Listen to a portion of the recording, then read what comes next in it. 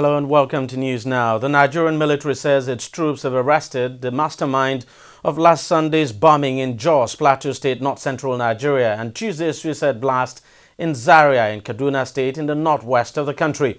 The defense headquarters said in a tweet on Wednesday that the suspect was arrested at a military checkpoint in Gombe State. It said the arrest followed an operation by a combined team of the military and the Department of State Services operatives. So far, the identity of the alleged mastermind has not been disclosed. It is also understood that two other suspects were arrested with the mastermind. One of them was reportedly shot when he tried to escape at the checkpoint where they were all arrested. Spokesperson of the Nigerian military, Major General Chris Olukolade, has confirmed the arrest. The Plateau State attack killed 44 people, while the explosion in Zaria killed 26. Members of the Bring Back Our Girls group on Wednesday met with President Muhammadu Buhari inside the council chambers of the presidential villa in Abuja. The group, jointly led by Obi Ezekwesili, Miriam Uwais and Hadiza Bala Usman, met with the president to brief them on efforts made by his government to free the kidnapped Chibok girls. The Chibok girls were abducted on April 14, 2014 by members of the Boko Haram sect at Government Secondary School, Chibok, that's in Borno State. Now, members of the delegation also included some of the parents of the missing girls. Speaking at the meeting, President Buhari said conflicting reports that emerged from the government and the security chiefs shortly after the incident portrayed the government of former President Goodluck Jonathan in bad light, both locally and internationally. President Jonathan had been widely criticized for his inability to rescue the girls during his time in office. We ask that the system, when adopted, be used on the recent women and children that were announced as rescued victims of abduction. We do not know that a system of identification and verification that is credible enables us to know how many of our citizens may still, in fact, be missing. And so linked to the VARS is a desire for a national missing persons bureau, a national missing persons bureau for our country. We also demand that Mr. President would set up a commission of inquiry for accountability on all that has happened in the Northeast, including especially the abduction of our Chibok girls. Within that request, Mr. President, we demand that the federal government would release and disclose the report of the Presidential Fact-Finding Committee on our Chibok girls in order to resolve the mysteries and the many discordant tones that led to the long period of failure to rescue our Chibok girls. We also demand for a disclosure of the Presidential Committee on Security Challenges in the Northeast. Federal government can symbolically signal a new dispensation in the way that it treats citizens by apologizing for the failure of governance that led to the abduction of the girls and for the failure that has led to inability to rescue them 450 days afterward. It's a symbolic gesture that goes a long way in building citizens' nation-state relationship. It's unfortunate that the security and federal government conflicting reports initially portrayed the government and its agencies in very bad light, both nationally and internationally, because the law enforcement agencies and the government, if you can separate the two who are conflicting each other within hours and sometimes within weeks, that's not very impressive.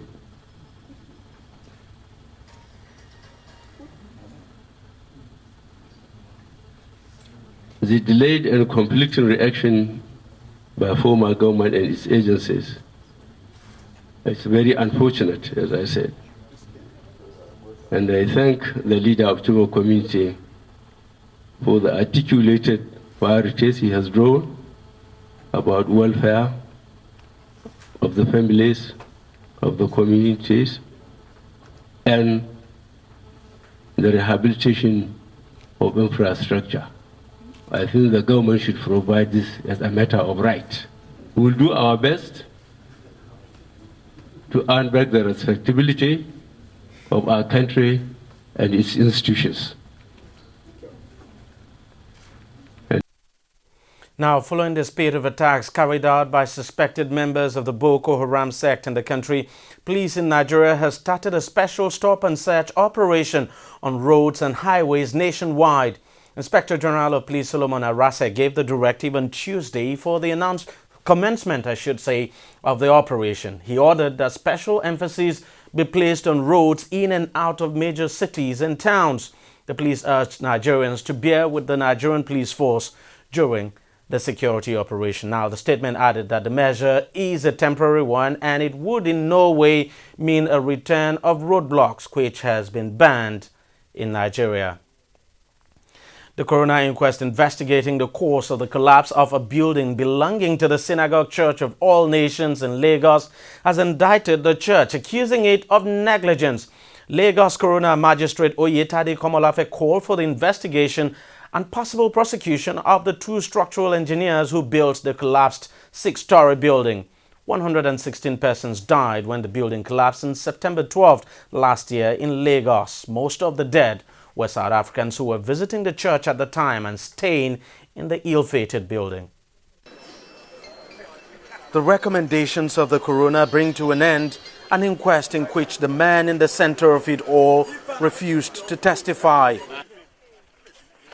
Despite being summoned on several occasions, Prophet T.B. Joshua refused to appear before the coroner to give his testimony, opting instead to go to court to challenge the jurisdiction of the coroner's inquest.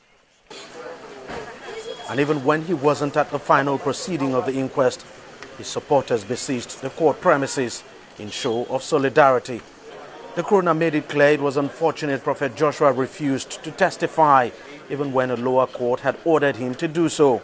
He, however, indicted his church of possible criminal negligence for failing to obtain approval before embarking on the construction of the building. Prophet Joshua and his church had always blamed the collapse of the building on what they called a mysterious aircraft or deliberate explosion. But the coroner said the testimony of expert witnesses ruled that out. He also ruled out Joshua's claims that the victims of the incident likely died from multiple injuries and fractured skulls caused by the collapse. He ruled that the collapse was as a result of structural failures and called for the prosecution of the two engineers who handled the building project. Today has shown everyone that, at least in Lagos State, we take the issue of death seriously. You know, when people die in circumstances which are needless or necessary or could be prevented, we are saying now in Lagos State that it would not go unnoticed. The state will now look at the material before it and determine, whether or not, such individuals, the individuals should be investigated and prosecuted. Now, with the verdict, there can be civil proceedings initiated against anyone, there can be criminal proceedings initiated against anyone, and there can even be disciplinary proceedings based, by professional bodies, also initiated by against the contractors, for example. For supporters of Prophet T.B. Joshua, they were happy with the ruling of the coroner. As far as we are concerned, we have been vindicated. That we did not patronize quacks, that we procured good materials, that we use current certified engineers. So, as far as we are concerned, indeed, the coroner's inquest has vindicated the position of the church. It remains to be seen what both the federal and state governments will do with the findings and recommendations of the coroner's inquest. This is certainly not the end of this case. Some legal experts believe this is just the beginning of Prophet T.B. Joshua's legal battle. The Economic and Financial Crimes Commission, EFCC, has arraigned former governor of Imo State, Ikedi Ohakim, for money laundering. Ohakim, who was arrested earlier Wednesday, appeared before Justice Adeni Ademola of a federal high court in Abuja on 3 counts of money laundering. That's laundering about $2.29 billion. He pleaded not guilty to the 3 counts. Justice Ademola adjourned till Thursday for hearing of his bail application. Now, Ohakim was governor of the eastern state of Imo between 2007 and 2011. The EFCC is alleging that the former governor siphoned and diverted funds belonging to his state while in office. From one former governor to another, and this time the former governor of Adamawa State, Murtala Nyako, was equally arraigned and remanded by a federal high court in Abuja. Justice Evo Chukwu ordered Nyako, who is charged alongside his son Abdulaziz, to remain in the custody of the EFCC till Friday, when their bail applications will be heard. They have both been charged with money laundering by the EFCC, who arrested them earlier on Wednesday. Now, former governor of Jigawa State, Sule Lamido, was also arrested by the EFCC, who accused all of them of embezzling state funds. Embezzlement galore. Well, Chimaroke Namani, the former governor of Enugu State, southeast Nigeria, has been ordered by a federal high court in Lagos to surrender 4 of his companies to the federal government. The 4 companies, Rainbow Net Nigeria Limited, Cosmo FM, Capital City Automobile Nigeria Limited, and Renaissance University Teaching Hospital, were convicted by a judge of the Lagos High Court, Mohammed Yunusa, after pleading guilty to a 10-count amended charge against them by the Economic and Financial Crimes Commission, EFCC. The companies, which pleaded guilty on May 19th, are worth billions of naira. At the ruling, counsel to the anti-graft agency, Kelvin Uzazie, requested the court to order the final forfeiture of the companies based on their plea. A fundamental human rights enforcement suit filed by the alleged mastermind of the April 14, 2014 bomb blast in Abuja has been dismissed by a federal high court in Nigeria's Federal Capital Territory. Aminu Oguche asked the court to order his release from the custody of the Department of State Services and award 600 million naira as damages in his favor for being kept in detention since his arrest July 2014 without arraignment before any court. Presiding judge, Justice Adeni Ademola, in his judgment held that the suit lacked merit as the applicant's detention by the DSS since July 15, 2014 is in order to complete its investigations backed by court orders. At least 88 people were killed and 200 more injured when 2 bombs exploded at a crowded bus station in Nyanya, a suburb of Abuja. Former President of the Nigerian Senate, Ken Nnamani, has waded into the crisis rocking the ruling All Progressives Congress APC over the election of the leadership of the National Assembly, reacting to the issue of some APC lawmakers disregarding the directive of their party to support some selected candidates for the leadership position in Parliament. The former Senate President said the ruling party must realize that once elected, lawmakers are loyal to their constituents and, of course, the people of the country and not the party. We are grappling today with the supremacy of the party versus an established arm of government. Party is ephemeral. That arm of government is permanent if we are to practice the type of democratic governance we are practicing in Nigeria. Yes, parties present us as candidates. But once the person has been elected to a National Assembly, it takes another life. The loyalty of that individual becomes to the Senate or to the House. You will remember that they come from a party, correct? But the National Assembly is not a party secretariat. If you have a party caucus, you agree on what to do when you get to the floor. You don't go to the floor and then practice party supremacy. It doesn't make sense.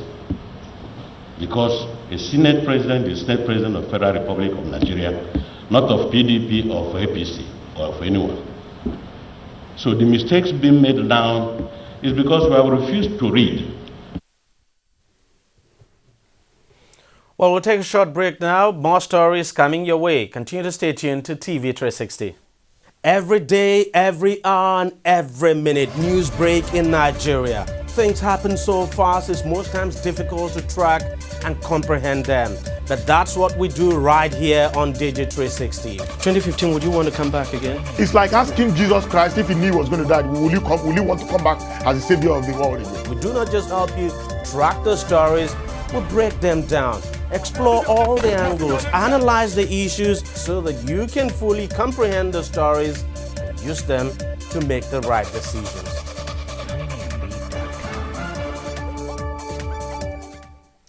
Welcome back. Governor of the Central Bank of Nigeria, Godwin Emefiele, says the country's badly depleted foreign reserve is now gradually picking up.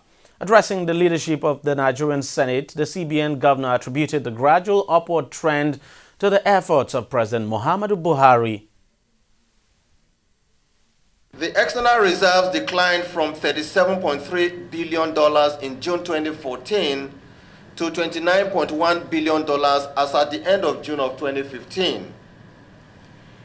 I am delighted to note that with the strong efforts of His Excellency, President Muhammadu Buhari, GCFR, to plug all leakages as well as the vigilant demand management strategy of the Central Bank of Nigeria, we have seen our foreign exchange reserve begin a gradual recovery.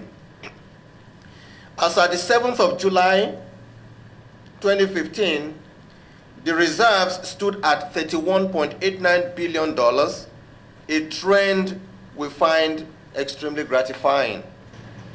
And I'm happy to see that one of the first areas has largely to do with this issue of tackling revenue leakages and this area of fiscal discipline. We all have seen the issues of where hemorrhaging in some of our revenues. I'm happy to see a good example you've said now, seeing the gradual increase on our reserves, largely due to this area of fiscal discipline. Former Minister of Finance Ngozi Okonjo-Iweala Wednesday said the money withdrawn from the excess crude account while she was minister was used for fuel subsidy payment.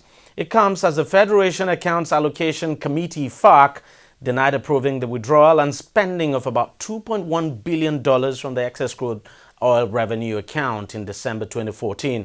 Okonjo-Iweala, in a swift reaction through a statement issued by her spokesperson, Paul Nwabuku, refuted the accusation, saying, quote, "There was no question of mismanaging resources, as she never said that FAC approved such expenditures," end of quote. Okonjo-Iweala said all withdrawals made from the ECA were discussed at meetings of the Federation Accounts Allocation Committee, attended by finance commissioners from the 36 states, and that the withdrawals were with the approval of the president at the time, Goodluck Ebele Jonathan. The almost 10% nosedive in headline oil prices this week has many hallmarks of a shocking but short-lived slump. This is triggered by a confluence of external events and exacerbated by safety-seeking investors and momentum-chasing traders. The factors blamed for the worst slide in 4 months include Greece's debt woes, China's stock market meltdown, talks with Iran over its nuclear program, a stronger dollar, a rise in the number of U.S. oil rigs, a breach of key technical triggers. Greece Prime Minister Alexis Tsipras has promised his government will submit credible reform proposals to its creditors on Thursday. Tsipras was speaking during a fractious debate on the Greek debt crisis in the European Parliament. Greece is desperate for a third bailout to avoid bankruptcy and possibly crashing out of the euro currency. European leaders have set Thursday as a deadline for serious reform plans from Greece in exchange for aid. Greece's creditors, the European Commission, the European Central Bank, ECB, and the International Monetary Fund have already provided more than 200 billion euros in 2 bailouts since the rescue plan began 5 years ago. Let's turn to sports now. The Nigerian Football Federation has confirmed it is in talks with former Super Eagles captain Sunday Olise with regards to the vacant position of the team's head coach. At the weekend, the NFF terminated the appointment of Stephen Keshi for breaching the core terms of his contract. Olise met with NFF President Amaju Pinnick in London on Tuesday to discuss the position. On its official website, the NFF stated that Olise is expected to come up with a 5-year developmental plan for all the national teams. We'll wait and see. Super Eagles striker Emmanuel Emenike has moved on loan to United Arab Emirates club Al Ain from Turkish side Fenerbahce. The 28-year-old striker, who made 27 appearances for the Yellow Canaries last season, had recently signed a contract but also moved in search of more first-team action. Emenike was part of Nigeria's victorious 2013 AFCON squad and also represented the Super Eagles in the 2014 World Cup in Brazil. He was top scorer in the 2013 AFCON with 4 goals. To tennis now. Tennis legend Roger Federer has advanced to the semi-final of the 2015 Wimbledon. Now, he beats Giles Monfils 6-3, 7-5, 6-2 in a rain-interrupted match on Wednesday. The 33-year-old Swiss will now face British rival Andy Murray. Both men have expressed their eagerness to face each other while acknowledging that their game will be a tough one. The game will take place on Friday, July the 10th. We don't know who wins. That's it on news now. For now, continue to stay tuned to TV360.